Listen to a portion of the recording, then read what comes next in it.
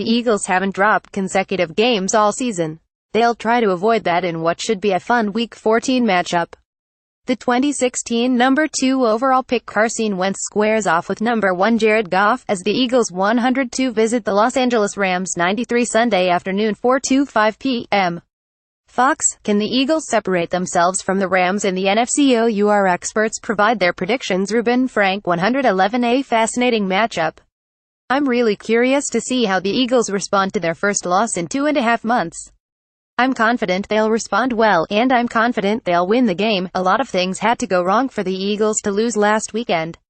A deafening crowd, a Hall of Fame quarterback having one of the best games of his career, and an incredibly ill-timed turnover at about the own foot line.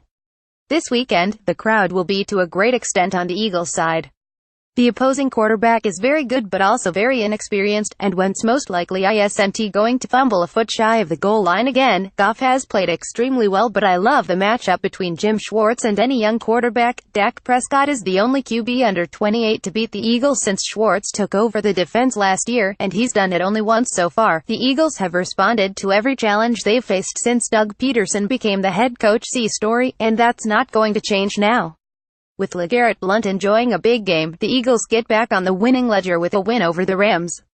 Eagles 27, Rams 23. Dave Zangaro 93. I've been on the fence about this one all week. In the end, I'm leaning Eagles. Truth be told, when I left on this trip before the Seattle game, I thought the Seahawks game was going to be a win and the Rams game was going to be a loss. That obviously won't be the case. I just have a hard time envisioning the Eagles losing both games out here. Really, I wanted to see how the team reacted to the week in California, if it really took them out of their element. Well, I'm still not sure this was the best decision. Players seemed like they were able to lock in enough to regain their focus. It probably won't be easy, but the Eagles are still the better team between the two. This might be a close one, but I think the Eagles got the wake-up call they needed last week. Eagles 34, Rams 31. Derek Gunn 102. What a matchup this should be. The top two players selected in the 2016 NFL Draft showcasing their skills on the same field. See story. Wentz is further along in his development than Goff, but Goff has made significant strides. Both teams have scored 361 points this season. That's tops in the league, and both offenses lead the league in scoring, averaging 30.1 points. Can the Rams' offensive line hold off the Eagles' defensive pressure up front? Can the Birds' O-line control Rams' DT? Aaron Donald, who has 71 QB pressures. The Rams' defense is third in the league with 37 sacks, and the Eagles' D is tied for 7th with 33. Will the Birds' deep and versatile RB stable be able to do damage? Will the league's number 2 rusher Todd Gurley 939 yards, 4.2 yards per carry, 8 TDs find room to roam? Zach Ertz's concussion protocol could be a big loss to the Birds' passing game. The Rams' top pass catcher and deep threat Robert Woods' shoulder injury is listed as questionable.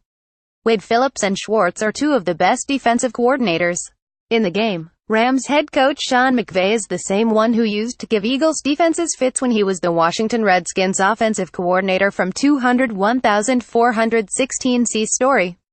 Yes, I know the Eagles' defensive personnel is much better than in the past, but I don't like this matchup for the Birds on the left coast. Playoff seeding is at stake.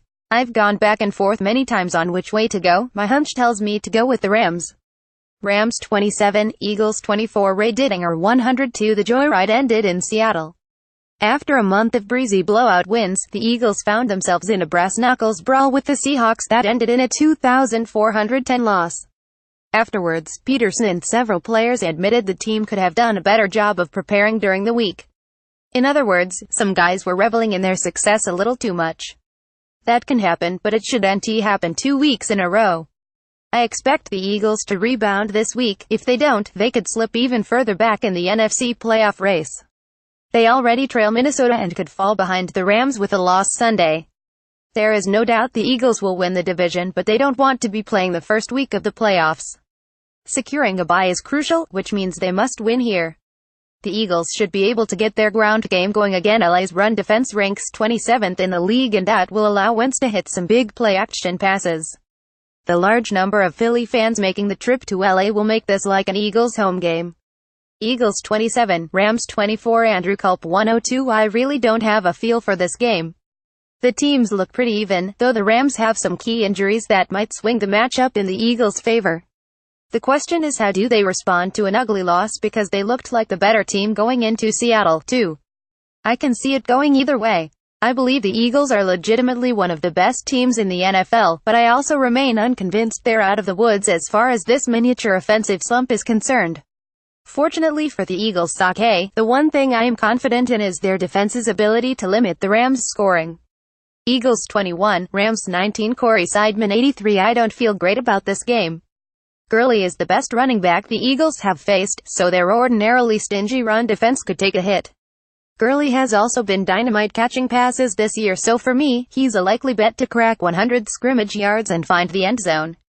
With Woods possibly out, and apologies to Cooper Kupp, the Rams' only two explosive players are Gurley and Sammy Watkins, who makes a minimal impact nearly every week until he catches his one deep ball and/or draws a big pass interference penalty.